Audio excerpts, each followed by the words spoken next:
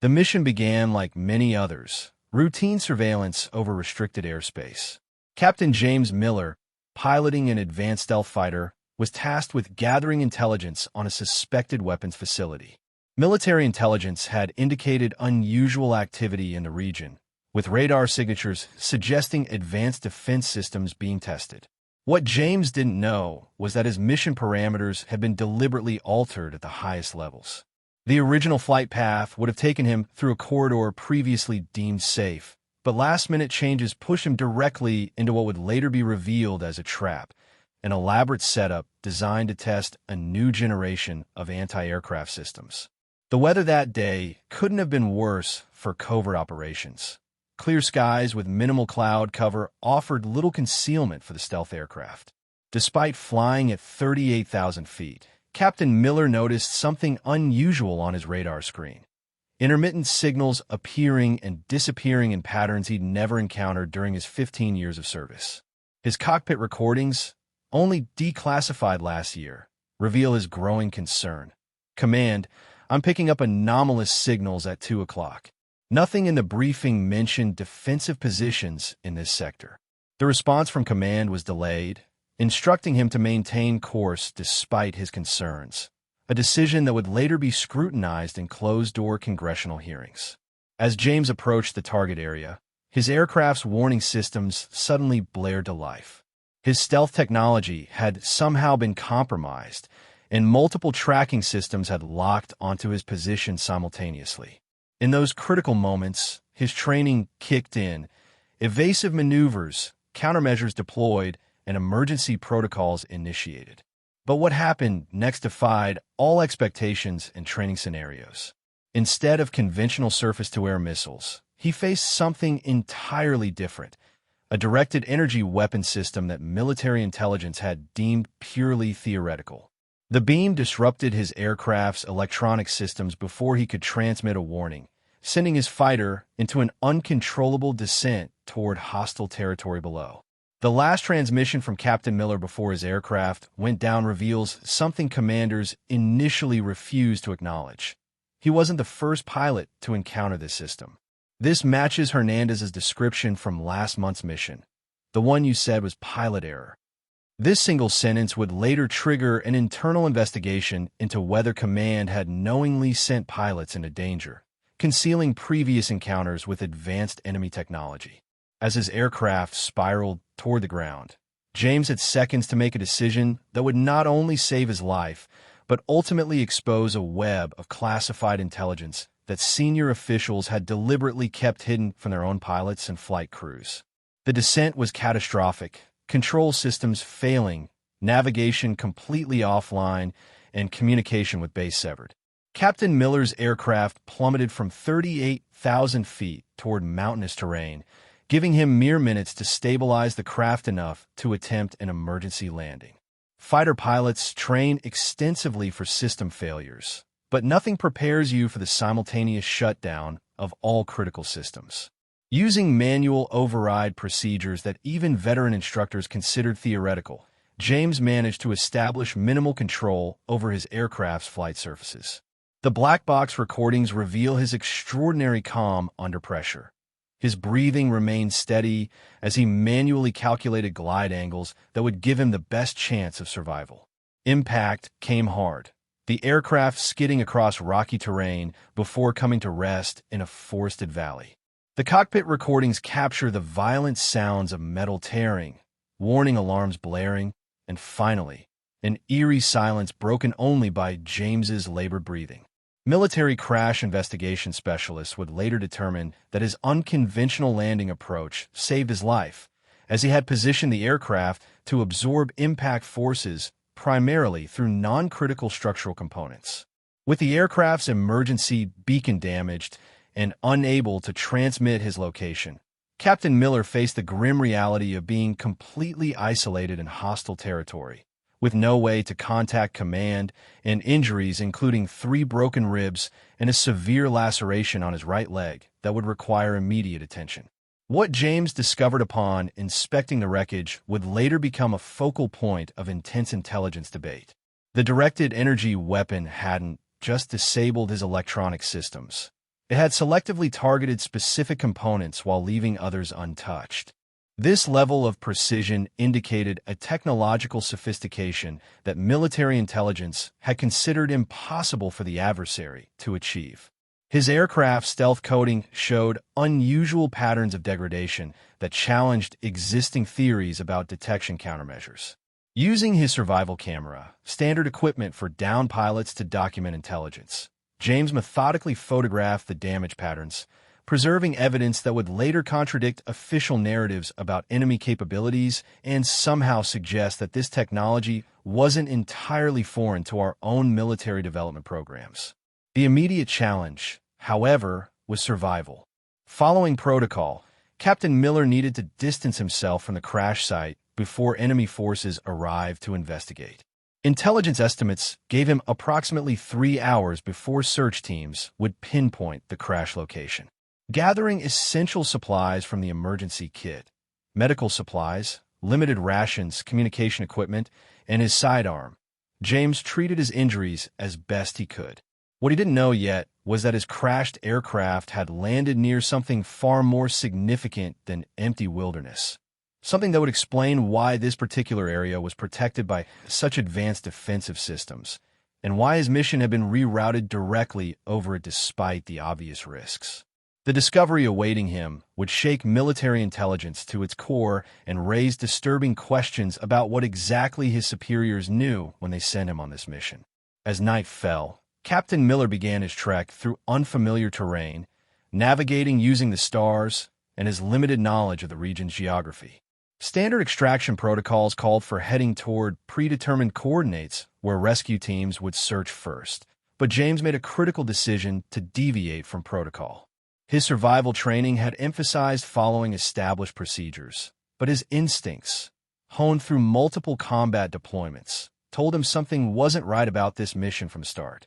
Instead of heading east toward friendly territory, he moved northwest, toward higher ground that would provide better vantage points and potentially allow his damaged emergency radio to broadcast over a wider area once he attempted to restore it using spare parts from his survival kit. The journey was grueling. Freezing night temperatures, treacherous mountain paths, and the constant threat of enemy patrols searching for the downed aircraft and its pilot. Military survival experts would later analyze his route and describe it as remarkably strategic. James avoided obvious paths, utilized natural features for concealment, and implemented counter-tracking techniques that made his trail nearly impossible to follow. His medical training proved essential as he redressed his leg wound every 6 hours to prevent infection, using indigenous plants with natural antibacterial properties, knowledge from the specialized survival training he'd received years earlier. What made his escape even more remarkable was his discipline in maintaining a detailed log of his observations, creating an intelligence record that would later prove invaluable.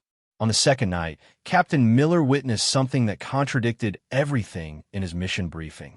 From his elevated position, he observed a heavily guarded facility camouflaged within the landscape, a structure that appeared on no intelligence maps and matched no known enemy installation. Using his survival kit's high-resolution monocular, he documented unusual vehicles and equipment being transported into the facility. Technology that appeared far more advanced than intelligence assessments had indicated this adversary possessed. Even more disturbing were the markings on some of the equipment crates, markings that looked disturbingly similar to those used by contractors working with our own military. James's training had taught him to trust his observations without jumping to conclusions, but the implications were unavoidable. Either intelligence had catastrophically underestimated enemy capabilities, or something far more troubling was occurring. The most dangerous moment came on the third day, when a patrol nearly discovered his position. The standard protocol would have been to remain hidden and avoid engagement at all costs, but James noticed something unusual about this patrol. They weren't following standard enemy search patterns, but instead seemed to be searching with remarkable precision, as if they knew exactly where to look. This suggested they had access to intelligence or technology that could track him despite his countermeasures.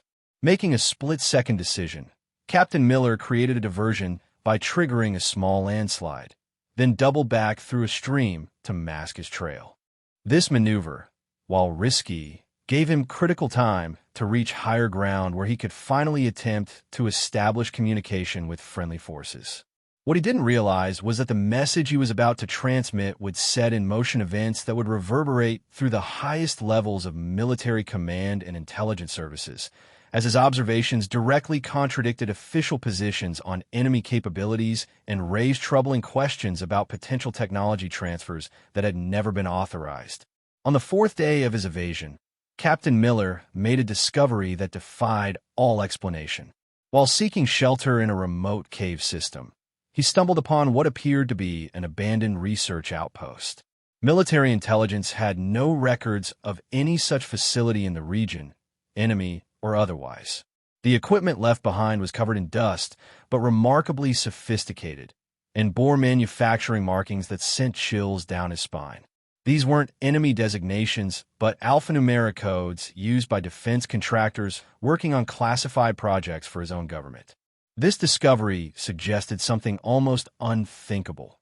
Either authorized technology had somehow fallen into enemy hands, or worse, there was some level of collaboration that had never been disclosed to operational personnel like himself who risked their lives in the field. Using his survival training, James methodically documented everything, taking photographs, collecting small samples, and copying down serial numbers that could later be traced. The facility appeared to have been hastily abandoned, with research notes left unsecured and equipment still powered by emergency generators. Among the documents were technical specifications for the very same directed energy weapon system that had brought down his aircraft, specifications written in his own language, not translated from enemy documentation. These papers revealed capabilities far beyond what he had been briefed existed, suggesting that his own command had significantly downplayed the threats he would face during his mission. This discrepancy between his briefing and reality would later become central to a classified intelligence oversight investigation that would never be publicly acknowledged. The most disturbing evidence came from a partially corrupted computer system that Captain Miller managed to temporarily access. His secondary training in electronic intelligence gathering, a specialized skill not included in standard pilot preparation, allowed him to recover fragments of communication logs between this facility and coordinates that corresponded to a military research base in his own country. These communications discussed field testing of systems against unwitting aerial targets, a euphemism that could only refer to deliberately using his aircraft and potentially others to test the effectiveness of these weapons. The implications were staggering. Had he and other pilots been unknowingly used as test subjects to evaluate weapon systems through a program that officially didn't exist? The evidence suggested a compartmentalized operation unknown even to senior military leadership. Time at the facility was limited. Enemy patrols were intensifying their search patterns in the surrounding area. Before departing, James made the critical decision to conceal evidence of his presence while securing as much intelligence as possible. Military investigators would later determine this decision likely saved his life, as automated security systems he disabled would have otherwise alerted distant monitoring stations to his presence. Taking only what he could carry, a data storage device, key documents, and a small component from the weapon system for later analysis, Captain Miller resumed his evasion plan with renewed urgency. The information he now carried wasn't just crucial for his own survival, but represented a potential intelligence breach of unprecedented proportions. If what he discovered was accurate, it meant someone within his own chain of command had deliberately placed him in harm's way as part of an unauthorized testing program, a revelation that would soon divide military leadership between those demanding accountability and others insisting on maintaining secrecy at all costs. After 7 days in hostile territory, Captain Miller's situation was becoming increasingly desperate. His supplies were dwindling. Infection was setting in despite his best medical efforts, and enemy search parties were closing in. Standard extraction protocols called for maintaining communication silence, except during predetermined transmission windows. But James made the calculated risk to break protocol and attempt continuous short-burst transmissions on emergency frequencies. This decision violated security procedures, but potentially saved his life, as a specialized search and rescue unit operating in an adjacent sector detected his signal. The rescue operation that followed would become legendary among special operations communities for its audacity and precision. A nighttime extraction under enemy fire with minimal preparation time. What wasn't included in the official report was the unusual composition of the rescue team. Rather than the standard search and rescue unit that would typically respond, Captain Miller was extracted by a specialized team whose members carried no identifying insignia and operated equipment not yet officially in service. Military whistleblowers would later suggest this wasn't coincidence, but a deliberate attempt to control exactly who made contact with the downed pilot and what happened to the intelligence he had gathered. The team's leader, identified in classified documents only as Operator Sierra, explicitly instructed James not to discuss his discoveries with anyone outside their team, an order that contradicted standard intelligence debriefing protocols requiring immediate reporting of all significant findings to the chain of command. The extraction itself involved a remarkable display of technological capabilities that even Captain Miller, with his high security clearance, had never witnessed before. The rescue aircraft utilized stealth technologies that allowed it to evade the same defense systems that had detected and downed his fighter.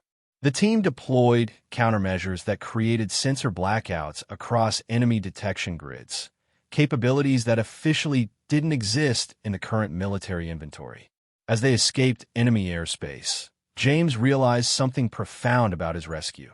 The team had known exactly where to find him despite his deviation from standard extraction routes, suggesting they had tracking capabilities that hadn't been disclosed to pilots like himself. This realization added another disturbing layer to his growing suspicions about exactly what was happening behind the scenes of what should have been a routine surveillance mission. The most controversial aspect of the rescue emerged during the flight back to friendly territory. Rather than being taken to the main military hospital as protocol dictated, Captain Miller was transported to an unmarked facility where specialized medical personnel treated his injuries, while security personnel secured the evidence he had collected. This deviation from procedure wasn't logged in official records, creating a 72-hour gap in the timeline that would later become a focal point of internal investigations.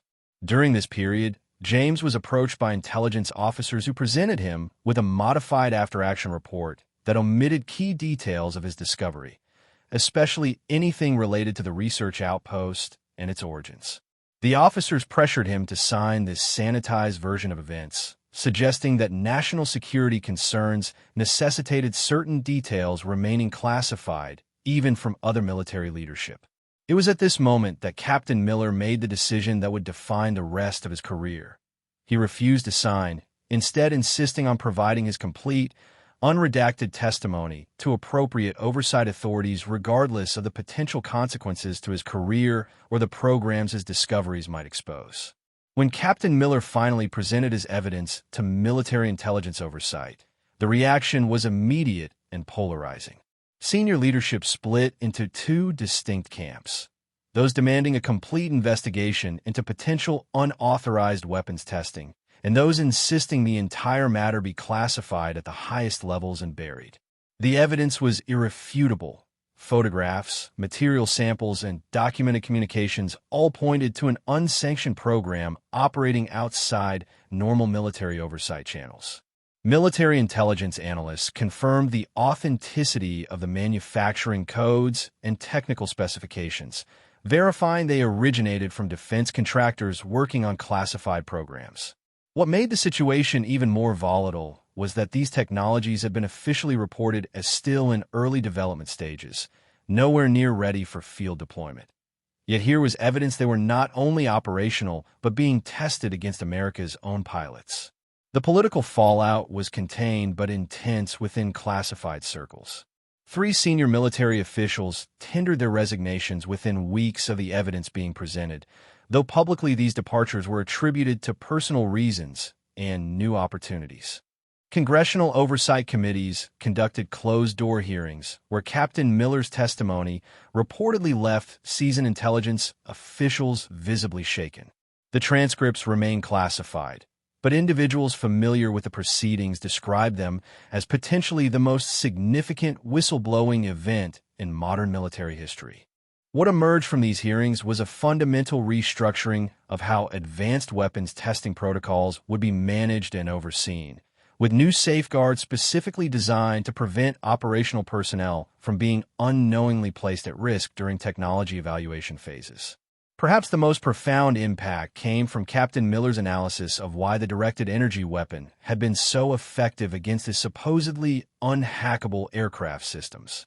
His background in electronic warfare allowed him to identify a deliberate backdoor in the stealth fighter's defensive systems, a vulnerability intentionally built into the aircraft's design but never disclosed to the pilots whose lives depended on these systems functioning as advertised.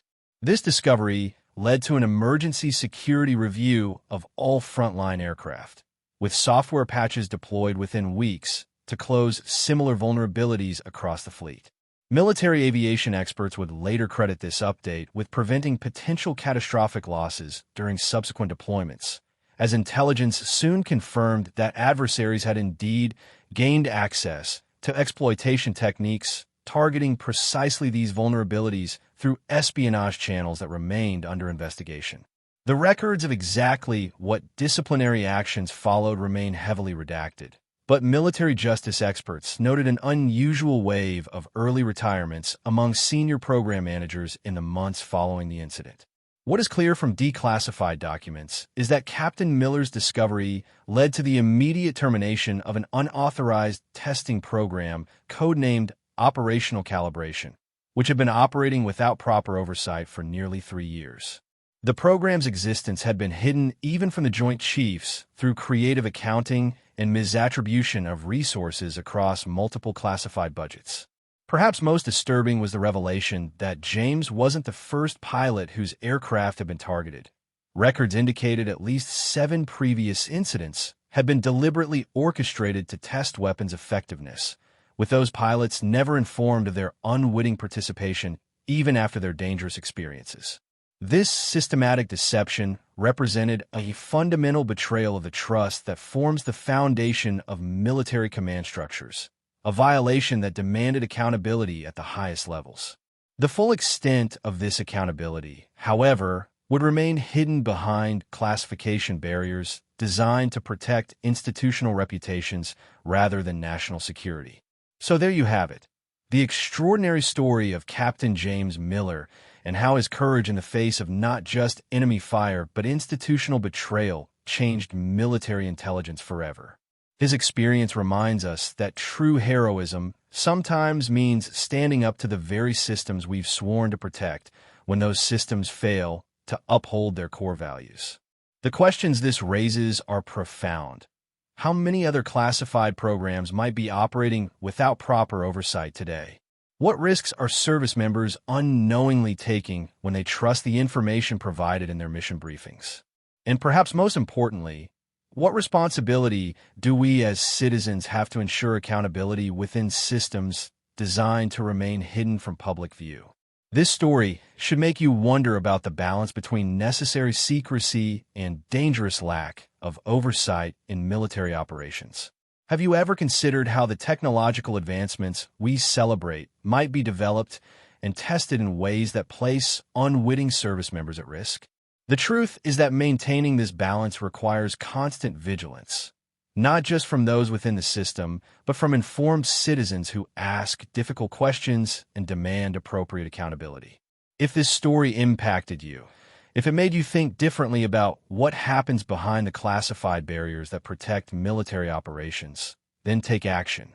Share this video with others who need to understand these complex realities. Hit that subscribe button and turn on notifications so you don't miss our upcoming investigation into other classified incidents that have shaped modern military doctrine. Your engagement helps ensure these important stories reach the audiences who need to hear them.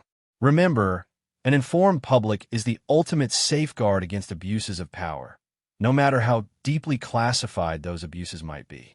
What other classified military operations would you like us to investigate next? Let us know in the comments below. Until next time, stay vigilant and keep asking the hard questions that those in power would rather leave unanswered.